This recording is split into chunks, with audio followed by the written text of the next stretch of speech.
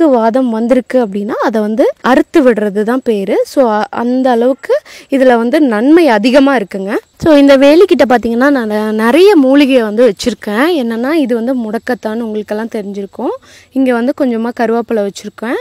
அதுக்கப்புறமா இங்கே பார்த்தீங்கன்னா குட்டியாக இருக்குது இல்லையா, இது வந்து ஒரு வகையான கீரை. இதை பற்றி நான் அப்புறமா போடுறேன். அதே போல் இப்போ இந்த இடத்துல பார்த்தீங்கன்னா குட்டி குட்டியாக அந்த பெரிய முடக்கத்தான்லேருந்து விதையெல்லாம் கீழே விழுந்து துளுத்து வர ஆரம்பிக்குது. கொஞ்சமாக கருவேப்பிலையும் நான் பறித்து எடுத்துக்கிறேன். நான் வீட்டை சுற்றி நிறைய நமக்கு சமையலுக்கு தேவையானது மூலிகை செடிகளை போட்டு வச்சுருக்கனால மேக்ஸிமம் வந்து இங்கேருந்தே நாங்கள் எல்லாத்தையுமே யூஸ் பண்ணிக்குவோம். கடையிலேருந்து வாங்குறது வந்து ரொம்பவே குறைவு. கொஞ்சமாக நான் மிளகாவும் பறிச்சுக்கிறேன். இந்த மிளகா செடி இப்போ தான் வந்துட்டுருக்கு. இந்த மிளகா கொஞ்சம் காரமாகவும் இருக்கும். இந்த மிளகா செடி இப்போ தான் வளர்ந்துட்டுருக்கு. இந்த மிளகா கொஞ்சம் காரமாகவே இருக்குது. அதனால வந்து கொஞ்சம் சின்னதாக இருந்தால் போதும். ப்ளஸ் ஒரு 2 மிளகா போட்டாலே போதும். ஸோ வீட்டிலையே அழகாக படர்ந்து விரிஞ்சிருக்கு இந்த செடி, பூசணிக்காய் செடி. இது பார்த்தீங்கன்னா இப்போ பூசணிக்காய் எல்லா இடத்துலையும் விட ஆரம்பிச்சிருச்சு. ஒரு 2-3 பூசணிக்காய் வந்து நல்லாவே பெருசாகவே விட ஆரம்பிச்சிச்சு. இது இங்கே இருக்குது. அங்கே ஒரு பூசணிக்காய் கூட இருக்குது போல். இங்கேயுமே ஒரு பூசணிக்காய் இருக்குது. இது வந்து கொஞ்சம் சின்னதாக இருக்குது. இன்னும் கொஞ்சம் கூட வளரணும். அதே போல் அங்கேயும் ஒரு பூசணிக்காய் விட்டுருக்கு. பார்த்திங்களா, நம்ம வீடுகளில் நம்ம சும்மா செடியை போட்டாலே போதும், அது வந்து நிறைய காய் காய்ச்சி கொடுக்கும். எந்த ஒரு கெமிக்கல் உரமும் எதுவுமே நாங்கள் போட கிடையாது. அதுவே தன்னை போல் கொடியாக வந்துருச்சு.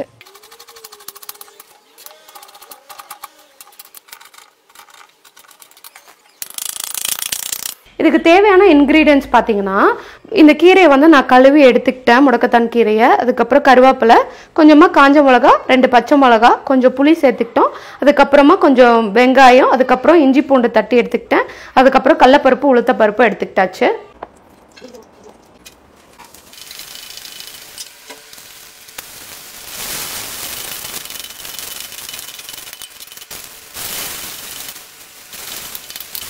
ஸோ இது எல்லாத்தையும் போட்டு நல்லா வதக்கி எடுத்தாச்சு. கடைசியாக கீரையும் போடணும். இன்னும் கொஞ்சம் கூட வெங்காயம் வந்து நல்லா வதங்கணும். வதங்கிட்டு கீரையும் போட்டுக்கலாம். இப்போ நான் இந்த கீரையும் போட்டுறேன்.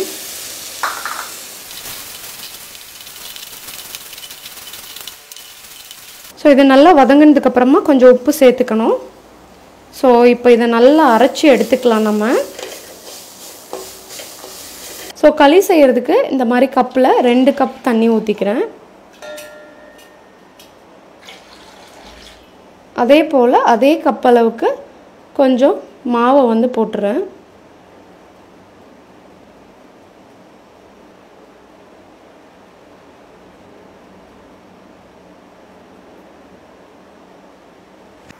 ஸோ இது இடையில வந்து நல்லா இலக்கி விட்டுக்கிட்டே இருக்கணும். இப்போ அந்த ராகி வெந்த ஸ்மெல் வந்து வர ஆரம்பிச்சிருச்சு. கொஞ்சம் மாவாக இருக்கும் சில இடங்களில், அதை வந்து நல்லா கிளறிக்கணும். இப்படி நல்லா கிளறி விட்டுட்டு இப்போ இது வெந்துருச்சான்னு பார்க்கறதுக்கு கொஞ்சமாக தண்ணி எடுத்து இந்த களி மேலே தொட்டு நம்ம கையை பார்த்தோம்னா ஒட்டவே ஒட்டாது. ஸோ அப்படி ஒட்டாமல் இருக்குன்னா அது வெந்துருச்சுன்ற அர்த்தம்.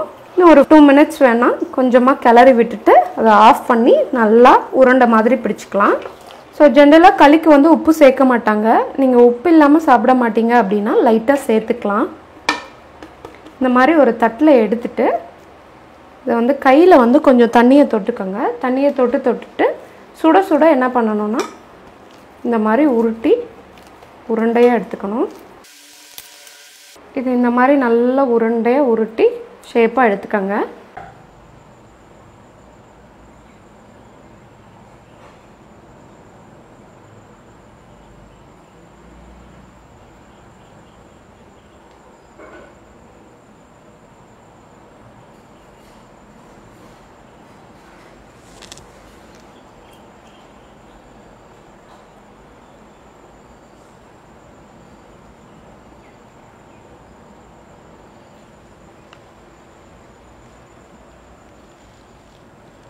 ஸோ இந்த களியும் ப்ளஸ் பார்த்தீங்கன்னா முடக்கத்தான் துவையலுமே வந்து இடுப்பு வலி மூட்டு வலி இதுக்கெல்லாமே ரொம்ப நல்லதுங்க. அந்த காலத்தில் இருக்கவங்க வந்து இந்த மாதிரியான ஹெல்த்தியான சமையலை வந்து செஞ்சு சாப்பிட்டதுனால தான் அவங்க ஹெல்த்தியாக இருந்தாங்க.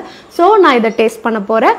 நீங்களும் இதே போல் வீட்டில் செஞ்சு ஹெல்த்தியாக இருங்க, ஹாப்பியாக இருங்க. அந்த காலத்தில் இருக்கவங்க தோட்டத்தில் வேலை செஞ்சாங்க, மூட்டை தூக்குனாங்க, அதிகமாக ஹார்ட் ஒர்க் எல்லாம் பண்ணாங்க. இந்த காலத்தில் இருக்க நாம் எல்லாமே வந்து ஜஸ்ட் கம்ப்யூட்டரில் போய் உட்காரோம், ஆஃபீஸில் வேலை செய்கிறோம், ஏசிலேயே இருக்கோம்.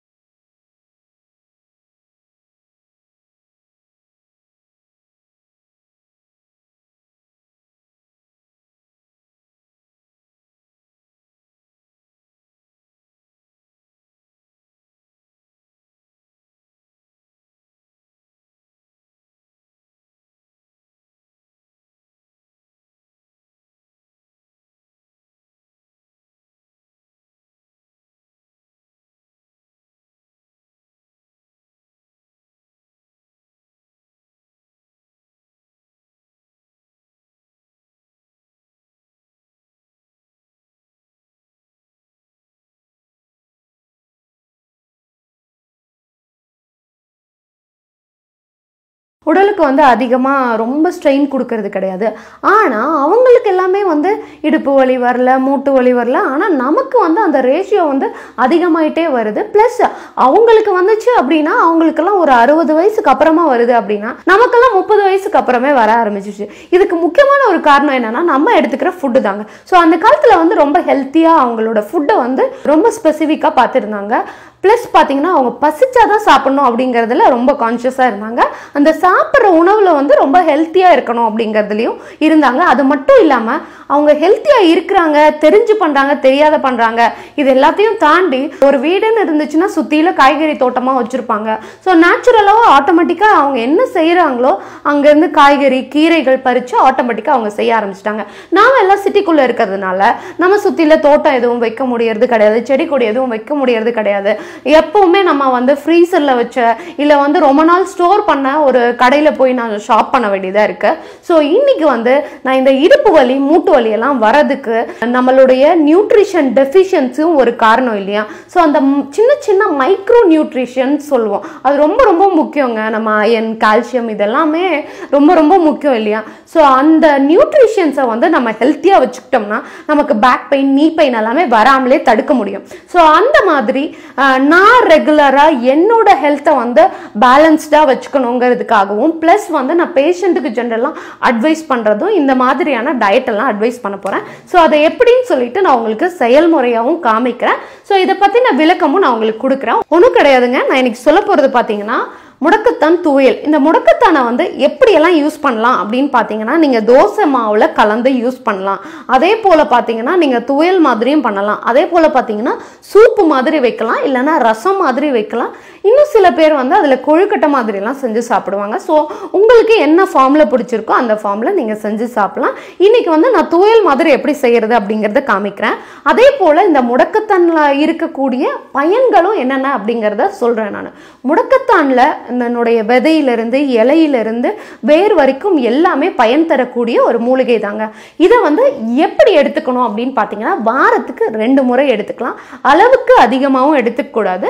நம்ம எடுக்காமலும் இருக்கிறது வந்து நம்ம நியூட்ரிஷன் டெஃபிஷியன்சி. அதாவது சிலர்லாம் பார்த்தீங்கன்னா கேரட்னா எப்போதும் கேரட்டை மட்டும் வச்சுட்டு இருப்பாங்க. இந்த கேரட்டு பீன்ஸு கத்திரிக்காய் உருளைக்கிழங்கு இந்த ஒரு ஃபார்மேட் வச்சுருப்பாங்க. எப்போதும் ரெகுலர் ரொட்டீனில் அதையே சமைப்பாங்க. அதை வந்து தவிர்த்தரணும். நீங்கள் எப்போவுமே வந்து இந்த மாதிரி மூலிகையை அடிக்கடி ஆட் பண்ணிக்கிறது உங்களுடைய இம்யூனை வந்து அதிகப்படுத்தும். ப்ளஸ் நிறைய நோய்கள் வராமல் தடுக்கிறதுக்கு உதவியாக இருக்கும். ஸோ இந்த முடக்கத்தான் கீரை என்னென்ன வியாதிகளுக்கெல்லாம் பயன்படுத்தலாம் அப்படின்னு பார்த்தீங்கன்னா உங்கள் எல்லாத்துக்கும் தெரிஞ்சிருக்கும். இந்த மூட்டு வலி இடுப்பு வலி ப்ளஸ் வந்து மல்டி ஜாயின்ட் பெயின் இந்த முடக்குவாதம் இருக்கிறவங்களுக்கு எல்லாத்துக்குமே இதை பயன்படுத்தலாம். அது மட்டும் இல்லாமல் நம்ம குடல் சம்மந்தப்பட்ட பிரச்சனைகளுக்கும் இதை அதிகமாக யூஸ் பண்ணலாங்க. இப்போ நிறைய பேத்துக்கு வந்து மலச்சிக்கல் வந்து அதிகமாக இருக்குது அப்படின்றவங்களுக்கு வந்து இதை வந்து எடுத்துக்கிட்டிங்கன்னா மலச்சிக்கல் பிரச்சனை வந்து குறைய ஆரம்பிக்கும். அதே போல பார்த்தீங்கன்னா அதிகமாக வயிறு உப்புன மாதிரி இருக்குது அப்படின்றவங்களுக்கும் இதை அதிகமாக எடுத்துக்கலாம். ஆனால் இதை நம்ம வந்து டெய்லியும் வந்து எடுத்துக்கக்கூடாது. அதே போல் அளவுக்கு அதிகமாகவும் எடுத்துக்க கூடாது. வாரத்துக்கு 2 டைம் எடுத்துக்கிறதுல தப்பே கிடையாதுங்க. அதே போல் பைல்ஸ் பிரச்சனை இருக்குது அப்படின்றவங்களும் இதை வந்து எடுத்துக்கிட்டிங்கன்னா உங்களுக்கு பைல்ஸுமே பெட்டர் ஆகும். நம்மளோட நோய் எதிர்ப்பு தன்மை அதிகப்படுத்துறதுக்குமே இது வந்து நிறைய விதத்தில் வந்து பயன்படுது. ஸோ இந்த முடக்கத்தானில் என்னென்ன கெமிக்கல்ஸ் நியூட்ரிஷன்ஸ் இருக்குது அப்படிங்கிறத நான் இப்போ உங்களுக்கு லிஸ்ட் அவுட் பண்ணுறேன். D-குளுக்கோசைட்ஸ் இதில் அதிகமாக இருக்குது. அதே போல் பார்த்தீங்கன்னா அல்கலாய்ட்ஸ் வந்து நம்ம உடம்புல அதிகமாக தேவைப்படக்கூடிய ஒரு பொருளுங்க. ஸோ அதுவுமே இதில் அதிகமாக இருக்குது. அதே போல் பார்த்தீங்கன்னா ஆக்சாலிக் ஆசிட் அதிகமாக இருக்குது. அதே போல் பார்த்தீங்கன்னா அமினோ ஆசிட்ஸுமே அதிகமாக இருக்குது. அதுக்கப்புறமா பார்த்தீங்கன்னா இதில் நிறைய விட்டமின்ஸ் இருக்குது, நிறைய மினரல்ஸ் இருக்குது. ஸோ அயன், கால்சியம் ப்ளஸ் பார்த்தீங்கன்னா விட்டமின் ஏ, விட்டமின் சி இதெல்லாமே அதிகமாக இருக்கக்கூடிய ஒரு மூலிகை பொருள் தான் இது. இந்த மூலிகையில் மிக முக்கியமாக இதுக்குள்ளே இருக்கக்கூடிய அமிலத்தன்மை தாங்க ரொம்ப முக்கியம். இந்த முடக்கத்தான் விதையிலேருந்து ஆயிலை வந்து நம்மளால் எக்ஸ்ட்ராக்ட் பண்ண முடியும்.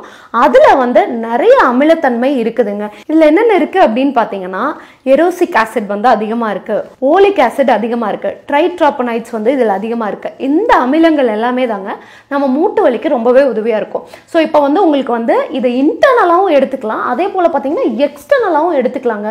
இப்போ எக்ஸ்டர்னலாக எப்படி எடுக்கிறதுன்னு நான் சொல்லிடுறேன். நீங்கள் வந்து ஒரு எள்ளெண்ணெய் இருக்கு இல்லையா, அந்த எள்ளெண்ணெயில் இந்த முடக்கத்தான் இலை இருக்கு இல்லையா, அதை நல்லா வதக்கிடுங்க. இல்லை நார்மலாக நீங்கள் தேங்காய் எண்ணெயில் கூட வதக்கிக்கலாங்க. வதக்கிட்டு உங்களுக்கு எந்த இடத்துல இடுப்புலையோ மூட்டுலையோ வலி இருக்குது அப்படின்னா அந்த இடத்துல வந்து நீங்கள் வந்து ஒரு வெள்ளை துணி எடுத்துக்கோங்க. ஆயிலில் நல்லா வதக்கிட்டு அந்த வெள்ளை துணியில் இதை நல்லா போட்டுக்கோங்க. போட்டுட்டு அந்த வெள்ளை துணியை மடிச்சுட்டு அப்படியே அதை சுற்றி நல்லா கட்டிடுங்க. கட்டினதுக்கு அப்புறம் ஒரு 4 hours 5 hours அப்படியே விட்டுடுங்க. இல்லைன்னா நைட்டு கட்டிட்டு காலையில் எழுந்திரிச்சு அவுத்துடுங்க. ஸோ ஒரு 7 to 8 days இதை வந்து டெய்லியும் ரெகுலர் ரொட்டீனில் பண்ணிட்டு வரும்போது பெயின் வந்து கிராஜுவலாக கொஞ்சம் கொஞ்சமாக கம்மியாக ஆரம்பிக்கும். அதே போல் இந்த விதையிலிருந்து எடுக்கக்கூடிய ஆயிலை வந்து நீங்கள் ரெகுலராக அப்ளை பண்ணிட்டு வந்தீங்க அப்படின்னா அதுவுமே உங்களுக்கு வந்து உங்களோட நீ ஜாயிண்ட்டு எல்லா மூட்டுக்குமே வலுவடைய செய்யறது மட்டும் இல்லாமல் வலியும் கம்மி பண்ணுறதுக்கு உதவியாக இருக்கும். ஸோ இப்போ வந்து நான் வந்து எப்படி வந்து இதை வந்து ப்ரிப்பேர் பண்ணுறோம், நம்ம வந்து இன்டர்னலாக எடுத்துக்கிறது அப்படிங்கிறத நான் உங்களுக்கு காமிக்கிறேங்க. ஸோ இன்டர்னலாக எடுத்துக்கிறதுக்கு வந்து நான் கூடவே இந்த முடக்கத்தான் துவையலோட களியும் சேர்த்துருக்கேன். ஏன்னா இப்போ நம்ம நிறைய பேருக்கு வந்து இந்த களினால ஏதோ ஜெயிலில் இருக்கவங்க தான் சாப்பிட்றாங்க அப்படின்னு நினச்சிட்டு இருக்காங்க. ஆனால் களி வந்து எவ்வளோ ஹெல்த்தி அப்படிங்கிறது யாருமே கண்டுக்கிறது கிடையாது. ஸோ யாருக்கும் செய்யவும் தெரிய மாட்டேங்குது சிட்டி சைட்லலாம் இருக்காங்க அப்படின்னா. ப்ளஸ் பார்த்தீங்கன்னா இந்த களியெல்லாம் வாரத்துக்கு ஒரு நாள் கூட செய்ய மாட்டேங்கிறாங்க. வாரத்துக்கு ஒரு நாள் நம்ம பீஸா பர்கர் எல்லாம் சாப்பிட்றதுக்கு டைம் டேபிள் போட்டு வச்சுருவோம். ஆனால் அந்த களியெல்லாம் செஞ்சு சாப்பிட்ற பழக்கமே கிடையாதுங்க. ஆனால் அதை என்கரேஜ் பண்ணணுங்கிறதுக்காக தான் இதனோட செய்முறையோட நான் வீடியோவை வந்து போட்டிருக்கேன். ஸோ அதை மறக்காம எல்லாரும் பார்த்துக்கங்க. பார்த்துட்டு வாரத்துக்கு ஒரு 2 நாளாவது இந்த முடக்கத்தான் இலையை வந்து நீங்கள் சூப்பாவோ இல்லை துவையலாவோ உங்களுக்கு எந்த வகையில் பிடிச்சிருக்கோ அந்த வகையில் நீங்கள் எடுத்துக்கங்க. அதுதான் உங்களோட உடம்ப ஜாயின்ஸை வந்து ஹெல்த்தியாக வைக்கிறதுக்கு ரொம்பவே உதவியாக இருக்கும். அதே போல் பார்த்தீங்கன்னா இந்த மெனோபாஸ் ஆன பெண்கள் பார்த்தீங்கன்னா ரெகுலராக வீக்லி ட்வைஸ் வந்து எடுக்கிறத வந்து மேண்டேட்ரியாக பண்ணிடுங்க. ஸோ அப்போ வந்து உங்களுக்கு நிறைய டெஃபிஷியன்ட் ஆகும். மெனோபாஸுக்கு அப்புறம் ஹார்மோனல் சேஞ்சஸ்னால நிறைய நியூட்ரிஷன் குறைபாடுகள் வரும். அதெல்லாம் வராமல் தடுக்கணும்னா நம்ம நியூட்ரிஷன்ஸை வந்து அதிகமாக இன்டேக்கில் எடுத்துக்கிறதுக்கு பேலன்ஸ் பண்ணுறதுக்கு இந்த மாதிரியான உணவுகள் எல்லாமே டயட் எல்லாமே ஹெல்ப்ஃபுல்லாக இருக்கும். ஸோ நல்லா ருசிச்சு சாப்பிட்டேங்க. ஸோ உங்களுக்கும் இந்த வீடியோ பிடிச்சிருக்கும்னு நினைக்கிறேன். பிடிச்சிருந்ததுன்னா மறக்காமல் என்னோட யூடியூப் சேனலை சப்ஸ்கிரைப் பண்ணிவிடுங்க, ஃபேஸ்புக்லேயும் ஃபாலோ பண்ணிவிடுங்க. Thank you so much. இன்ஃபர்மேஷன் எல்லாத்தையும் உங்கள் ஃப்ரெண்ட்ஸ்க்கு ஷேர் பண்ணிவிடுங்க.